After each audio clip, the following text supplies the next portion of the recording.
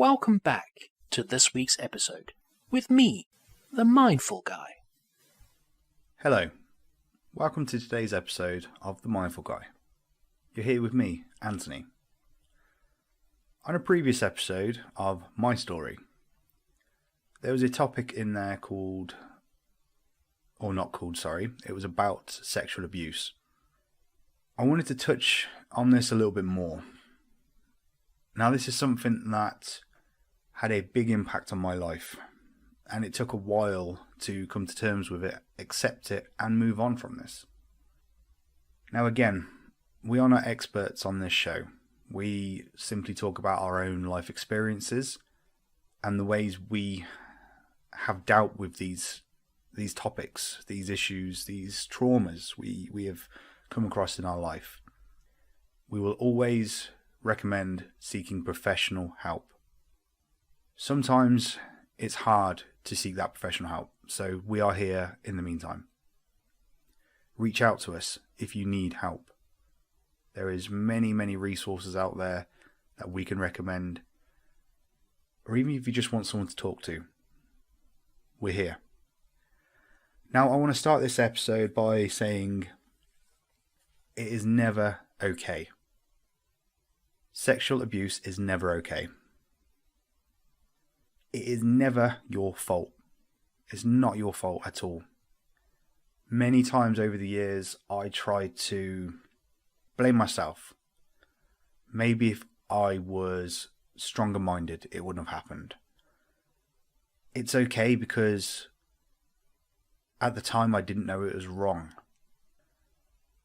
It's my fault. I should have spoken up sooner.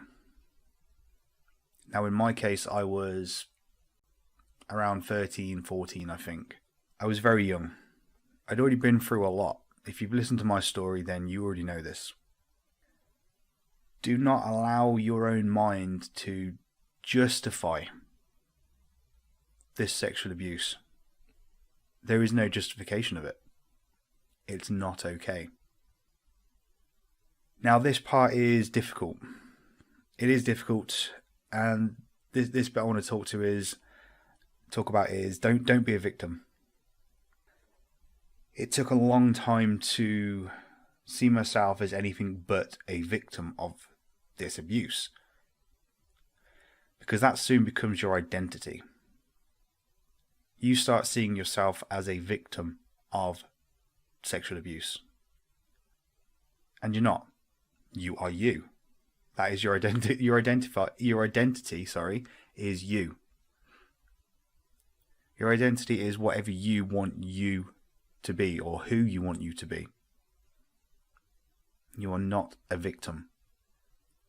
You are you. This does not define you. This does not create who you are. It may change you slightly, but that is down to you whether it changes you for the better or the worse. Of course, it is traumatic. It is horrible. Again, it's not okay.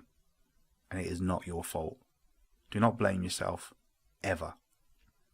It is important to find the right support for this.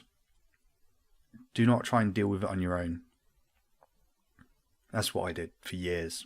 I dealt with it on my own. I didn't speak out about it. I'm now 35. This happened well over 20 years ago. It is only now that I've been able to talk about this so freely. I still struggle now, but I no longer see myself as a victim of sexual abuse. I am a survivor of sexual abuse. I am not at fault. It is not okay, and I am done justifying it, because I have done many times. I won't justify it anymore. It's wrong. Find support. Find the right people to help you through this. Be that professionals, be that family, friends, or even someone that has been through it themselves. By all means, reach out to me. In the description, I will add our email address. By all means, reach out. If you put today's episode in the About Me section of the email, so I can't think of the name of it now, in the topic headline, there we go, that will do. Nobody else will open it. Mark won't open it. He'll simply just remind me there's an email there for you. Use today's episode title in that email and it will just come to me. And I will help the best I can. The next recommendation from me is build mental resilience. Work on yourself. Work on your mind. Work on your mental health. Build that mental resilience so on the days where you might suffer more, you might remember more, and it might be easier to fall back into that bad habit of, it's okay.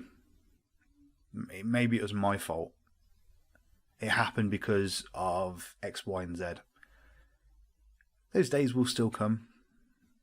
But that's where the mental resilience comes into it. Become strong mentally. Know yourself. Know your own thoughts, feelings. Find your triggers. Find your downward spirals. Find ways around them. For me, I love cold plunging. So every morning I'll go outside and I'll cold plunge. Family and friends call me insane, but I love doing it. The coldest I've currently plunged was 0 degrees. I had to break the ice off to get into it. And it sucks so hard, but it's amazing. That 4 to 5 minutes of silence and suffering prepares me for the day. When I don't do it, I don't feel quite right. I feel like something's missing. For Mark, that could be meditation. For him, that's meditation. Sorry. Without meditation, he feels out of sync. He doesn't feel quite right. He feels something's missing. You've got to find what works for you to help adapt and to build that mental resilience. Listen to some podcasts. For me, I listen to a lot of Bedrose Koulian, Andy Frisella, Joe Rogan, Jordan Peterson. People like that have helped me build a mental resilience. The next recommendation from me is find a hard hobby. Challenge yourself physically. Now, some may be more able to do this than others, but challenge yourself physically. Go to the gym. Go hiking. Go running. Take up a martial arts. Do something different. Now, I've tried many things over the years. I've done archery. Loved archery. Shout out to a friend of mine, Dave. I always kicked his ass. What can I say? He'll probably listen to this and message me and go, "Oh, no, you didn't." But I did. Whatever he says, he's a liar. I also did boxing. I loved boxing. I've done a couple of martial arts over my life, but boxing was amazing. Unfortunately, I tore my bicep tendon, so I never went back to it. I'm very accident prone. Just find something that challenges you physically. It will make you feel better. So you're covering your mind and you're covering your body. A strong body creates a strong mind. A strong mind helps your strong body. That's what I think anyway. Next and final one is learn to live again. Don't let this consume your life. Don't let this beat you down. Don't let this make you give up on life. Life is so much more than sexual abuse. If I would have let this consume my life, I wouldn't have my 2 amazing kids now. I wouldn't have my partner. I wouldn't have met her kids. I wouldn't have met all the good friends that I have now. I would have simply locked myself away and pretended life didn't exist. Because trust me, I did that for a while. But you can't live like that. That's not healthy. It might feel good in the moment. It might temporarily help you, but it's not going to help you long term. Learn to live again. A quote from Tony Robbins that I always find really good. Oh, yep, Tony Robbins, another podcast to go and listen to. Another quote of Tony Robbins is, I'm going to probably butcher it, but you'll get the gist. We only ever get what we tolerate. We only ever get what we tolerate.